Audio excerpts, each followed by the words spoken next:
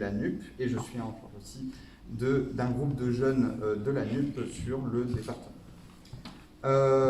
J'aimerais parler au nom de la jeunesse aujourd'hui, ce soir, car elle n'est pas forcément bien représentée.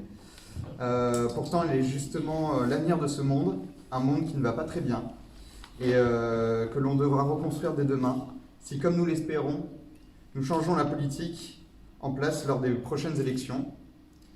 Je viens ici soutenir ce soir la candidature de l'Union des forces de gauche, la NUP, représentée dans cette circonscription par le candidat Jean-Marc Dest et Aline Libourdeau, ce qui est tout aussi important.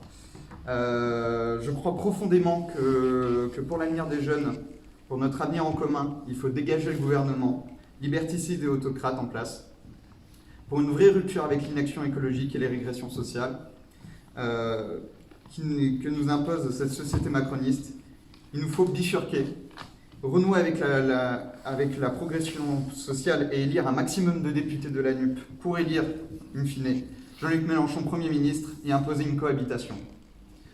À cette heure-ci, à cause de la politique de Macron et son gouvernement, nous crions dans le silence à l'aide. En effet, sur 3 millions de jeunes qui suivent des études supérieures, nous sommes 1 million, soit un tiers, à avoir recours à l'aide alimentaire. Sur les 8 millions de jeunes de 15 à 24 ans qui travaillent, c'est la moitié d'entre nous qui occupe un travail précaire qui ne nous permet pas de subvenir correctement à notre quotidien. Concernant le logement sur l'île de Ré, c'est clairement la galère. On le sait, il n'y a pas d'offre de logement. Tout est fait pour que le tourisme ait des loyers qui soient inabordables. D'après la source INSEE, bien plus de la moitié, soit 61% précisément des logements rétés sont des résidences secondaires. À titre personnel, j'ai un besoin urgent de trouver un toit pour pouvoir travailler ici et être près de ma famille. Vous pouvez le constater, je viens qu'en longeant la rue de la République devant l'entrée de la mairie de Sainte-Marie, j'y passe tous les jours, tous les volets sont fermés, en dehors des périodes de vacances. Beaucoup d'emplois sont précaires et saisonniers, si bien que les employeurs doivent proposer un logement, une chambre chez habitant ou un site qui peut vous accueillir sur votre lieu de travail. Sinon, vous devez passer le pont tous les jours pour rentrer sur votre lieu de travail, on se trouve obligé, contraint à la mobilité. C'est cher, c'est souvent long, galère en bus, et c'est polluant. La majorité des boulots sont saisonniers, parfois pas mal payés, mais c'est précaire. Pour seulement 3 ou 4 mois, et tu dégages. Tu repars et tu dois chercher ailleurs, quand on n'a plus besoin de toi. Enfin, ce problème de logement amène des conséquences sur nos services publics, notamment le maintien des écoles, dans les villages pour l'éducation des enfants.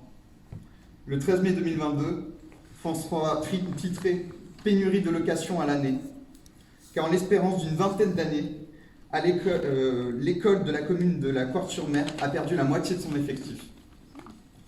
Dans cette commune de 1200 habitants, la flambée des prix fonciers a impacté l'installation de jeunes couples. Les logements en location à l'année ont peu à peu disparu au profit de locations saisonnières destinées aux touristes. Moi, je ne sais pas si ça vous interpelle, j'appelle ça de la privatisation. La privatisation de nos biens, la privatisation de nos services publics gratuits, la privatisation de l'enseignement et des soins, etc., etc. Je pense qu'ici, certains et certaines d'entre vous n'ont pas les moyens d'aller en vacances et d'aller dans un logement à 2 000 € par mois, ou même d'aller dans un restaurant pour se payer un menu avec un homard à 80 €. Voilà plus de 10 ans que les habitants, nos syndicats, nos militants locaux, qui sont ici, le disent, le dénoncent, et appellent les élus à réfléchir et à trouver des solutions. Mais depuis, rien. Est-ce que monsieur le député sortant Falorni fait quelque chose pour résoudre ces problèmes? Non. Est-ce que la politique qu'il mènerait en cas de réélection va donner quelque chose? Peu de chance. Les autres candidats, comme Madame Nedelec, Monsieur Père, Madame Madeleine, oui, c'est ça. Madame Richer-le-Rouge, Madame Tanguy, 5 candidats issus du centre. Ils servent, à mon avis, tous la même tambouille électorale. À quoi sert leur candidature isolée, à part leur propre intérêt personnel, et toujours dire oui, voter oui à la politique macroniste? Pour nous les jeunes, pour vous, ça ne sert à rien. Nous, on a des mesures à la NUP. Nous avons un programme complet, et là je vais parler pour les jeunes du coup. Par exemple, de créer une allocation d'autonomie jeune de 1 083 € par mois, volontairement fixée au-dessus du seuil de pauvreté. La gratuité des transports en commun sur le territoire français est une proposition qui est faisable. Rendre automatiquement la prise en charge par un contrat jeune majeur de tous les enfants issus de l'aide sociale à l'enfance.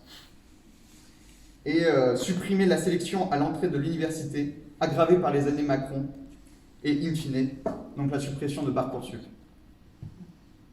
J'aimerais conclure et j'aimerais dédier ce discours à tant de personnes, mais je vais le dédier, je pense, surtout à mes grands-parents. Je suis fier d'eux. Pourquoi ? Je suis encore bouleversé encore aujourd'hui quand je les entends s'excuser de nous laisser dans un monde qu'ils ne reconnaissent plus.